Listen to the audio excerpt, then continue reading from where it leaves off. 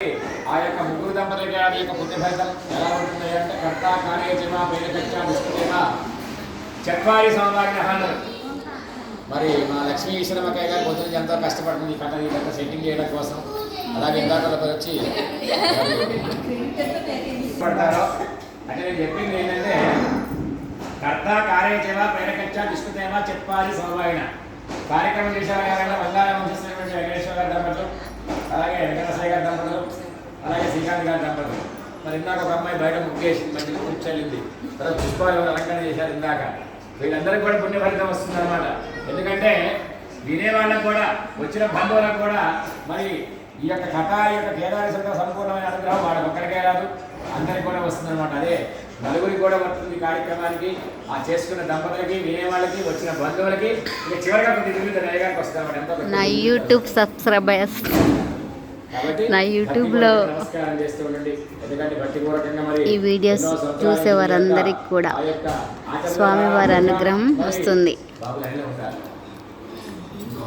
నాగమణి కనగంటి సబ్స్క్రైబర్స్కి మరి ఆ యొక్క స్వామివారి అనుగ్రహం కూడా ఉండాలని వందే పార్వతీ పరమేశ్వరాయ నమః. పూర్వపురుషుడిని సౌనక మహర్షి కూడా చూచి ఈ విధంగా పలికారు. ఎలా పలికారే అంటే, ఓ ఋషిమంగళారా, మానవులకు సర్వ సౌభాగ్యములు కలుగుటకు పార్వతీదేవి సాంబశివుని శరీరార్థమై శరీరములు సగ భాగం పొందుటకు ఈ యొక్క కేదారేశ్వరము చేసేది ఆ యొక్క మహాతల్లి. ఆ యొక్క వ్రత విధానాన్ని కూడా మనం వివరించి తెలుసుకుందాం. దీనిని బ్రాహ్మణ క్షత్రియ వైశ్య శూద్రులందరూ కూడా ఆచరించవచ్చును. మరి యొక్క వ్రతము 21 మార్లు ఆచరించిన వారు 21 సార్లు సకల సంపదలు అనుభవించి పిదప శివసాచరిస్తారని ఆ యొక్క శాస్త్రవచనంలో ఉంది. కాబట్టి ఎవరైతే భక్తిపూర్వకంగా కొలుస్తారో స్వామిని నిత్యం అనుష్ఠానం చేసుకుంటారో, అలాగే 21 సంవత్సరాలు ఎవరైతే ఈ యొక్క వ్రతాన్ని చేసుకుంటారో వారికి ఆ యొక్క పరమశివుడు ఆ కేదారేశ్వర స్వామి సంపూర్ణ అనుగ్రహిస్తారని శాస్త్రవచనం చెబుతూ ఉన్నది. కాబట్టి ఓ మృషేశ్వరారా, ఈ యొక్క వ్రతమహత్యాన్ని ఈ యొక్క వ్రత యొక్క గొప్పతనాన్ని మనం చక్కగా చెప్పుకుందాం, వివరించుకుందాం. భూలోకమందున ఈశాన్యమున మరి మెరుపు గుంపులతో కూడిన శరత్కాల మేఘములకు కోరి నిఖరమైన చిత్రమైన శిఖరముల చేత అనేక రకమైన పువ్వుల తీగలతోనూ అనేక రకమైన పుష్పములతోనూ ఫలాదుల చేతను నానావిధ పశుపక్షుల చేతను అనేక రకమైన కొండ కాలువల చేతను భాషలున్నటువంటి ప్రకాశించినటువంటి ఉద్యానవనము అది నిఖిల కళ్యాణ రథంపై జనంతుల చేత కైలాసమని పిలువబడి ఓ పర్వత శిష్టమౌడి కలదు. అందు శక్తినైశ్వర్య సంపన్నులని మహనీయులకు యోగుల చేతును సిద్ధ గంధర్వుల చేతును కింపురుషుల చేతును మరి సేవికోడి మనోహరమైన ఆ పర్వతం యొక్క నందు జగత్కాకువై ఆ పరమేశ్వరుడు పదవగమందరూ కూడా చేయించబడి ఆ గడవలే కొని ఉండగా భవానీ సమేతుండే ఆ యొక్క పార్వతితో కలిసి దేవ నిబంధనలు కూడా చెప్పి నమస్కరించున్నారు. కూర్చుండి ఒక సమయమున పితర్ముఖాది బ్రహ్మ దేవతలందరూ కూడా వచ్చి దర్శనమిచ్చారు.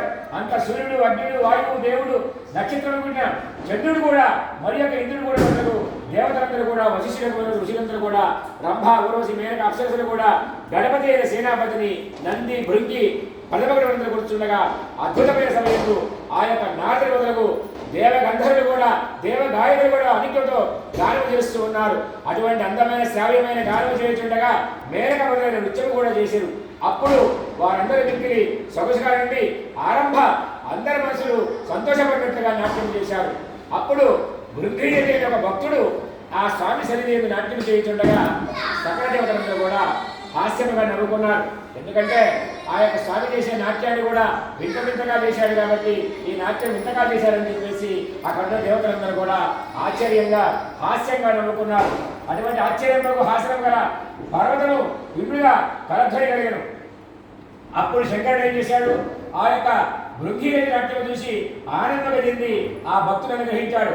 ఓ భృంగినటి, నీకు శివానుగ్రహం చేత మిక్కిలి ప్రీతి పార్వతి వదిలి పరమేశ్వరులకు మాత్రం దక్షిణ మనొచ్చామని చూసి, ఎందుకంటే వాగర్థాలను సంప్రాప్తం వాగర్థ ప్రతిపత్తే జగతపితరవు వందే పార్వతీ పరమేశ్వర అన్నాడు.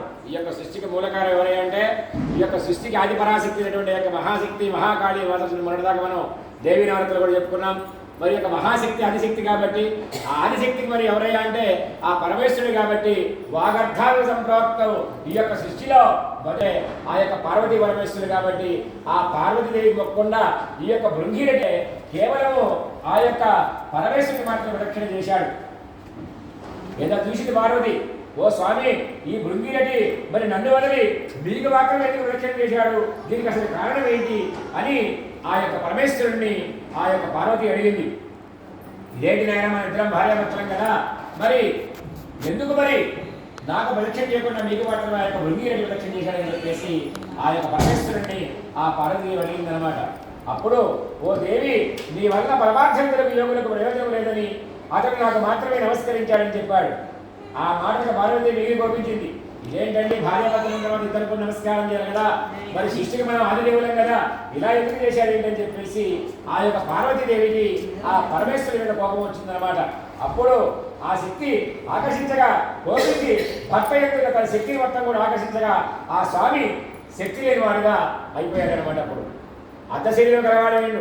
అప్పుడు ఆ దేవి కూడా శక్తి లేనిదే వికటమైన రూపం కలిగి మారిండు. పిదప ఆ దేవి కోపించి దేవత చేత ఊరిని కొట్టిన లేని కైలాసం వదిలి తపస్సుకోవడానికి వెళ్ళిపోయింది. అసలు ఎందుకు ఈ రకంగా జరిగింది, మరి తనకు మాత్రం ఎందుకు నమస్కారం చేశాడు ఈ భృంగిరెడ్డి, నాకు ఎందుకు చేయలేదని చెప్పేసి ఆమె తపస్సు చేసుకోవడానికి అనేక రకమైన మృగముల చేత సేవించబడ్డది. అనేక రకమైన చెట్లు మొక్కలతో ఋషి శ్రేష్ఠులతో కూడిన గౌతమాశ్రమంలో ప్రవేశించిన ఆ యొక్క మహాతల్లి. అప్పుడు ఆ గౌతముడు ఆ ఆశ్రమం ప్రవేశించగా తామర నేతల వంటి కనుల గల ఓ పార్వతి, అలంకృతురాలు అయిన ఓ మహేశ్వరి కనుగొని పూజరాలవై, ఓ భగవతి నీవిచ్చిన ముఖ్య కారణం ఏంటి, అసలు ఎందుకు వచ్చావు, ఆ పరమేశ్వరుడు నువ్వు రావడానికి కారణం ఏందమ్మ తల్లి అని చెప్పేసి ఆ దేవిని ఆ గౌతమ మహర్షి అడిగాడనమాట.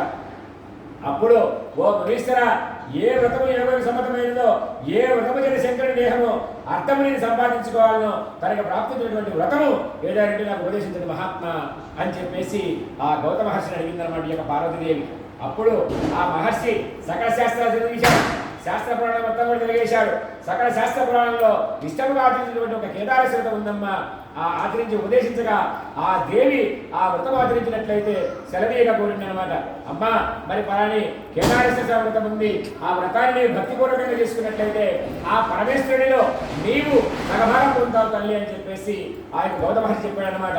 అప్పుడు అమ్మ భాద్రపద శుక్రాష్టమి యందు శుద్ధ నమస్కారాలపై మంగళకరమకు ఏకవింశతంతుల చేత మరి 21 వరుసల దారముతే పసుపు రాసి తోరముగా తయారు చేసుకొని హస్తములను ధరించి పూజించి ఆ దినమందు ఉపవాసం వహించి మరునాడు భోజనం చేయించి అది మొదలు అమావాస్య వరకు ఈ వ్రతములు ఇటు చేయించడంతో 10 దినము కూడా ఆ కేదారదేవుని ఆరాధింపమని ఇంటి ఎందు శుభ్రమైనగా ప్రదేశమునందు ధాన్య రాశిలో పూర్వకుంభము నుంచి 21 సూత్రముల ధారములు చేత చుట్టి పట్టు వస్త్రము చేత కప్పి నవరత్నములైన శక్తి కొలది బంగారంగాన్ని ఉంచి గంధ పుష్పాచంద్రులను పూజించి 21 మంది బ్రాహ్మణులు పిలిచి పాఠపక్షాన కృత్యములు ఆచరించిన కాళ్ళు చేతులు కడిగి కూర్చొని అచ్చట ఆ కేదారదేవుని ఉంచిని చంద్రదాంబుల రూపకుంకుమలు అనర్పించి ఈ విధంగా నువ్వు భక్తిపూర్వకంగా చేసినట్లయితే 21 రకాల పిండి వంటలు చూడండి, పళ్ళు కొబ్బరికాయ మొదలు వాటితో నైవేద్యంగా పెట్టి చక్కగా స్తోత్రము చేసి బ్రాహ్మణులకు యథాశక్తి దక్షిణ రాబడిచ్చినప్పుడు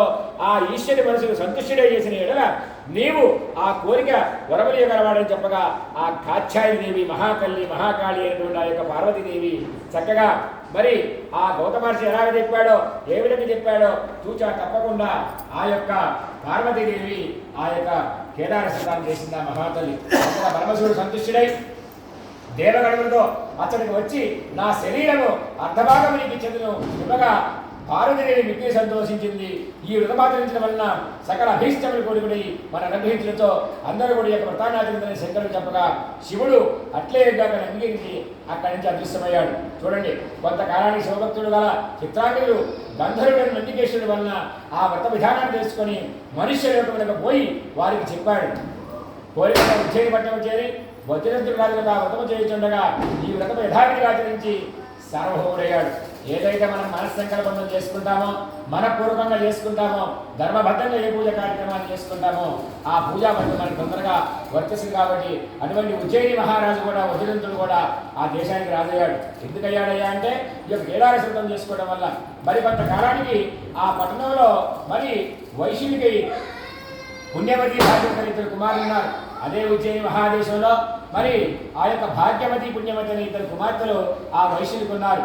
వారి దగ్గరికి పోయి కేదారత ఆచరించడానికి ఆనతీయమని ఆ యొక్క తల్లిని అడిగారు. ఈ యొక్క కూతురు ఇద్దరు కూడా ఎవరో మరి భాగ్యవతి పుణ్యవతి.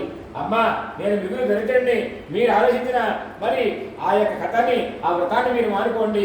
ఎందుకంటే నేను కడిగ దరిద్రుని కాబట్టి ఆ వ్రతానికి సంబంధించిన పూజా సామగ్రి కూడా మీకు సమకూర్చుకుని దరిద్రుని కాబట్టి నాకు ఆ పరమాత్మ కావున మరి నాకు నా వల్ల కాదు అని చెప్పేసి ఆ యొక్క ఇద్దరి కూడా మరి పుణ్యవతికి భాగ్యవతికి ఆ యొక్క వైశ్యుడు చెప్పాడనమాట.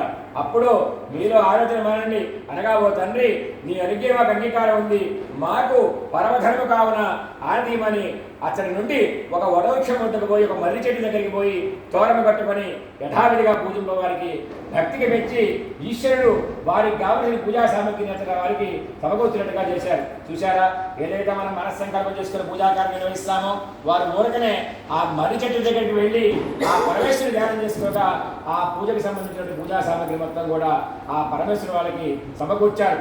అక్కడ వారికి సమకూర్చినట్టు చేశాడు. అంతటా వారు చక్కగా వ్రతం చేసుకోవడం వల్ల మహాదేవుడు సంతుష్టుడై గొప్పవారు సంతృప్తి పొంది ఆ కన్యకకు ఆయుర్వేద అష్టైశ్వర భోగ్యవాక్యములు దివ్య స్వరూపములు ఇచ్చి అంతర్ధానమై వెళ్ళిపోయాడు. చూశారా, ఆ వ్రతం యొక్క మహత్యం వల్ల ఆ వైశ్యునికి కుమార్తెలను ఉజ్జయిని పట్టణం వెళుతున్న పాలించున్న రాజు పుణ్యవతికి మరి అక్కడ రాజుగారి భార్యను చూశారా, ఎప్పుడైతే కేదారసం చేసుకుందో మరి అక్కడ ఆ యొక్క మరి ఉజ్జయిని పట్టణాన్ని వెళ్తున్న రాజుకి మరి కన్యను పెళ్లి చేశారు. అందువలన వైశ్యుడు ధనసమృద్ధి కలిగి సామ్రాజ్య సంపదలు కూడా పుత్రులను పొంది సుఖముగా ఉంటున్నారు. కొన్ని రోజుల తర్వాత రెండవదైన భాగ్యవతి ఐశ్వర్య మదమోహితురాలై డబ్బు మీద ప్రేమతో కొంత కాలానికి ఆ వ్రతములు విడిచిపెట్టి ఖచ్చితంగా దీన్ని మనకి చేతనైన కాడికి మరి 21 సంవత్సరాలు చేసుకున్నట్లయితే వారికి అష్టైశ్వర్య భోగభాగ్యాలు సిద్ధిస్తాయి. కాబట్టి ఈ యొక్క చెల్లె ఏం చేసిందయ్యా భాగ్యవతి అంటే మరి బాగా డబ్బు సంపాదన పెరిగిపోయిన తర్వాత ఆ స్వామిని మర్చిపోయింది, ఆ వ్రతాన్ని మర్చిపోయింది. అందువల్ల ఆ యొక్క భాగ్యవతి దరిద్రురాలై పుత్రునితోడను భర్తతోడను అడవిలో తిరుగుతూ ఒక తన కుమారుడితో నా అక్క పుణ్యవతి ఉజ్జయిని రాజుని వివాహమాడింది, నీవు అక్కడికి వెళ్ళి మా వ్రతం చేసుకొని ఆ మహాదేవుడు సంతుష్టుడై ఆ కన్యను ఆయురానికి విషయం దివ్యదూపుగా ధనమయ్యారు. ఎప్పుడైతే అక్కడ మరి అక్కడ వ్రతం చేసుకుందో అక్కగారు ఈమె వ్రతం చేసుకోవడం వల్ల మన అడవిలో బాగాలైపోయింది. అక్కడ అక్క వ్రతం చేసుకోవడం వల్ల అష్టైశ్వర భోగభాగాలు సిద్ధించాలి. ఆ దివ్యరూపం స్వామివారికి అక్కడ ఆమె ఆ యొక్క పరమేశ్వర అంతర్ధానం వెళ్ళిపోయాడు. కాబట్టి ఆ వ్రతం యొక్క మహత్యాన్ని వైశ్యుని కుమార్తె ఉజ్జయిని పట్టణం వెళుతున్న ఆ రాజు పుణ్యవతి కన్యను చోళభూపాలు భాగ్యవతి కన్యను చేసి పెళ్లి చేసుకున్నాడు. అందువలన ఆ వైశ్యుడు ధన సమృద్ధి కలిగి సామ్రాజ్య సంపదలను పుత్రులు పొంది సుఖంగా ఉన్నారు. తర్వాత ఈ రకంగా ఆ భోయవాణి వెంట ఆ కుమార్తె నా అక్క పుణ్యవతి ఉజ్జయిని రాజు వివాహమాడినని నీవు అక్కడికి పోయి మన సంగతి తెలిపి బతుకు తెరువులకి తగిన ధనాన్ని తీసుకుందామని చెప్పేసి ఆ యొక్క కొడుకుని ఆ యొక్క అక్కడికి పంపించింది. ఎందుకంటే వాళ్ళు దేశానికి మహారాజు అయ్యారు కాబట్టి ఆ రాజు భార్య కాబట్టి ఈమెకి అమ్మ మరి నా పరిస్థితి వాళ్ళ పెద్దమ్మ మరి అమ్మగారు పంపించారు, కొంత ధనాన్ని మాకు కొద్దిగా మరి ఇవ్వమని చెప్పింది, మా పరిస్థితి బాగాలేదు కాబట్టి అని చెప్పేసి ఆ పుణ్యవతి కొడుకు అక్కడ ఆ యొక్క వాళ్ళ పెద్దమ్మైన భాగ్యవతికి చెప్పింది అనమాట. అప్పుడు ఆ పుణ్యవతి మరి ఆ యొక్క కుమారుడికి చేతికి ఎక్కువ డబ్బిచ్చి అంత ధనం తీసుకుని వస్తుండగా మార్గములో ఆ యొక్క దేవుని మహిమ చేత ఆ డబ్బు దొంగిలించబడిపోయింది. అతడు మరలా భర్త దగ్గరికి వెళ్ళి జరిగిన సంగతి చెప్పింది. అమ్మా మరి నేను దారిలో వెళ్తున్నా మరి దొంగల డబ్బులు మొత్తం తీసుకుని వెళ్ళిపోయాడు, మళ్ళా నాకు కొంత ధనం కావాలని చెప్పేసి మళ్ళీ వాళ్ళ పెద్దమ్మ దగ్గరికి పోయేసరికి ఆ యొక్క పెద్దల్లి మళ్ళా ఆ ధనాన్ని కూడా ఇచ్చేసి కొంత ధనం పంపించింది. ఆ ధనం కూడా దొంగిలింపబడిపోయింది. మరి ఇక ఏమి తోచక ఆ కుమారుడు ఈశ్వరుడు అదృశ్యరూపంగా ఓ చిన్నవాడా వ్రతమస్తులకు వ్రతమాచరించిన వారికి ధనం చెందుతుందని చెప్పగా అతను మళ్ళా వాళ్ళ పెద్దమ్మ దగ్గరికి పోయి జరిగింది తెలపగా ఆమె ఆలోచించి ఆ కుమారుడి చేత కేదార శబ్దం చేసింది. అట్లా చేయగా ఆ చెల్లె కూడా వ్రతమాచరించవలసిందిగా చెప్పమని అతని ధనాన్నిచ్చి పంపించింది. అతను బయలుదేరి వెళుతుండగా అనుకోని విధంగా ముందుకు పోయిన ధర్మంతో కూడా యథాప్రకారంగా తనకు దొరికింది. అతి సంతోషంతో అతను కాంచీపట్నం ప్రవేశించగా చతురంగ బలముతో తన తండ్రి ఎదురుగా వచ్చి ఆ బారుని అతని తల్లిని కూడా వెంటబెట్టుకొని తన పట్టణంలోకి వెళ్ళిపోయారు. అంతటా రాజకుమారుడు తల్లిదండ్రులతో సుఖముగా ఉండి విమట తల్లి యొక్క భాగ్యవతి తండ్రి యొక్క చూడరాజు అతి మొదట వ్రతమాచరించడం వలన సకల సంపద అనుభవించి వాడు సుఖముగా ఉన్నారు. ఎవరైతే భక్తిపూర్వకంగా ఈ యొక్క వ్రతాన్ని చేస్తారో ఏతర్పడసో అంటూ ప్రసాదం తిరసాగిస్తామి ఎవరు భక్తిపూర్వకంగా మరి యొక్క వ్రతాన్ని చేస్తారో తలుస్తారో కొలుస్తారో అటువంటి వారికి సంపూర్ణమైన అనుగ్రహం ఉంటుందని చెప్పి కూడా మన కథ గురించి మనం తెలుసుకుంటున్నాం. ఇంకా ఆ యొక్క స్వామి యథాప్రకారంగా వాడికి మరి ఆ రకంగా భక్తిపూర్వకంగా మనం ఎవరైతే తలుస్తారో కొలుస్తారో ఆ స్వామిని తలుస్తారో ఆ స్వామి పిలిస్తే పలికే స్వామి కాబట్టి ఆ యొక్క కేదారేశ్వరుడు ఆ యొక్క పార్వతి అనుభవించిన తర్వాత ఆ యొక్క సావుగారి కూతురు ఇద్దరు కూడా మరి మహారాజు గారికి వాళ్ళకి భర్త లభించారు కాబట్టి మరి అందుకనే చెప్పాం మనం ఎవరయ్యా అంటే అతిథులు ఎవరయ్యా అంటే వాగర్థాలు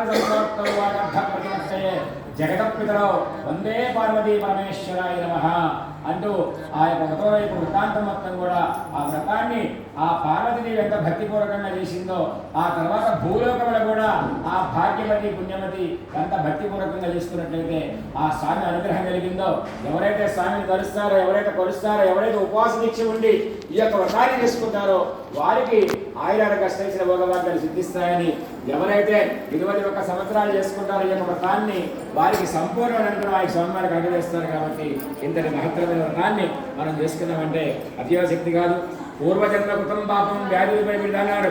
మనం ఏంటంటే గత జన్మలు చేసుకున్న పాపాలు ఏమైనా ఉన్నట్లయితే అది యజ్ఞం ద్వారా కానీ యాగం ద్వారా కానీ ఇటువంటి మహత్తరమైన కేదారేశ్వర వ్రతం ద్వారా కానీ అవి మొత్తం కూడా రూపముఖం పోతాయని శాస్త్రవచనం చెబుతూ ఉన్నది కాబట్టి జయ శ్రీ కేదారేశ్వర వారికి జై.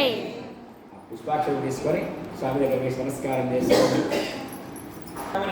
లోకైక దీపాంకురాం శ్రీమన్మందకటాక్షలబ్ధవిభవ బ్రహ్మేంద్ర గంగాధరాం తాం కైలాసకుటుంబినీం సరసిజాం వందే ముకుంద ప్రియో సిద్ధలక్ష్మీ మోక్షలక్ష్మీ జయలక్ష్మీ సరస్వతీ. ఒకసారి